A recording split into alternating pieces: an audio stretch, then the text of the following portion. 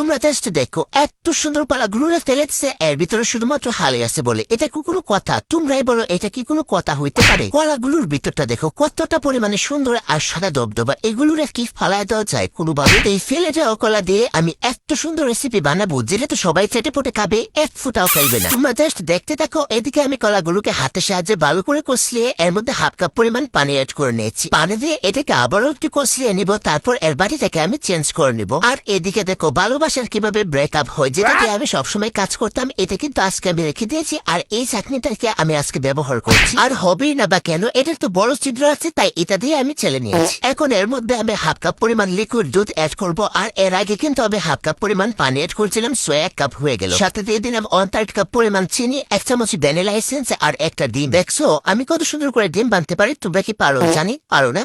So এখন সবগুলো উপকরণকে আমি ভালো করে গুটাই নিব। এরপর দিয়ে দিব 1/3 কাপ পরিমাণে রান্নার তেল, মানে হচ্ছে সয়াবিন তেল, যেহেতু বাটারের অনেক দাম তাই এটা দিতে পারবো। এখন দিয়ে দিব শুকনো উপকরণগুলোকে 1 কাপ ময়দা, 1 চামচ বেকিং পাউডার, হাফ চামচ বেকিং সোডা, 1 টেবিল স্পুন পরিমাণ কোকো পাউডার দিয়ে সবগুলো উপকরণকে ভালো করে চেলে নিব। আর এই রেসিপিটা কিন্তু আমার একটা আপু রিকোয়েস্টের। আপুটা অনেকদিন ধরে বলতেছিল কেকের ভিডিও দেওয়ার জন্য, আমি একটু ব্যস্ত থাকার কারণে কেকের ভিডিও দিতে পারছি না। পরবর্তীতে আরো ভিডিও দিব, এটা হচ্ছে তার মন সান্ত্বনা দেওয়ার জন্য একটা ছোট্ট ভিডিও। সবগুলো উপকরণকে আলতো হাতে মিক্স করে এই পর্যায়ে দিয়ে দিব অল্প কিছু পানি চকলেট চিপস। এদিকে আমি মল্টের মধ্যে বেকিং পেপার বিছিয়ে এর মধ্যে তেল ব্রাশ করে রেখেছিলাম আগে থেকে। এখন হচ্ছে মল্টের মধ্যে কেকের ব্যাটারটাকে দিয়ে এটাকে ভালো করে ঢেপ ঢেপ করে ঝাঁকিয়ে এটাকে আমি বেক করে নেবো চুলায়। এর মধ্যে যেহেতু আমি পানি দিয়েছিলাম তাই এটাকে আমি 40 মিনিটের মতো বেক করে নিয়েছি। আর তোমরা ফাইনাল রেজাল্টটা তো দেখতে পারছো যে কতটা পরিমাণে সুন্দর হয়েছে। ফেলে দেওয়া কলা দিয়ে হচ্ছে এত সুন্দর রেসিপি তৈরি করা যায়, এটা তো আমি আগে জানতাম না। এটা কিন্তু একদম পাউন্ড কেকের মতো হয়েছে, একদম সফট। এটাকে আমি গরম গরম অবস্থাতেই তোমাদের কেটে দেখিয়ে দিচ্ছি যে এর ভিতরটা কিরকম হয়েছে।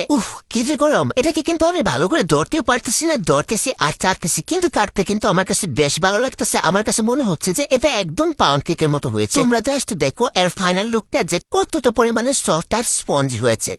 আমার যে কি ভালো লাগতেছে। আর এটা খাইতে কিন্তু টেস্টটা কিন্তু সেই রকমের ছিল। আমার আগের ভিডিওতে কমেন্ট করেছিল আলিফা, এশারিয়া, শ্রদ্ধা, অরূপা, মুন, সাইমা, জুই, হাফসা, কামরুন, লাহার, শিউলি, মিকাসা, আবির, তাসনিয়া, মিম, হুমায়রা, জুনিরা, আকিমা, আচল, হাইফা, তোমাদেরকে অসংখ্য পরিমাণে ধন্যবাদ। আর আমার এই ভিডিওটি তোমরা কি কোথা থেকে দেখছো তা অবশ্যই কমেন্টে বলবে।